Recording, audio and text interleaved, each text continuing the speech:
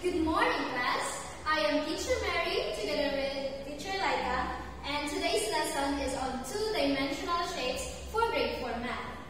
Before we jump into the discussion, let's sing a song first. The title, Shapes Song.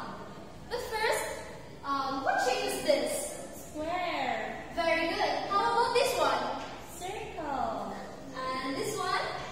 Triangle. And this one? Rectangle. Very good. Now, let's sing it together. Square and circle, triangle, triangle, rectangle and circle, triangle, triangle. Good job, everyone. Now, we were going to know more about the two-dimensional shape. But before we jump into discussion, let's read first our today's objectives. At the end of the 15-minute lesson, the learners are expected to identify and name common two-dimensional shapes such as square, circle, triangle, and rectangle. Demonstrate understanding of basic shape properties, sides, or corners. Show active participation in the learning activity. Now, let's move on to our discussion. Today, we are going to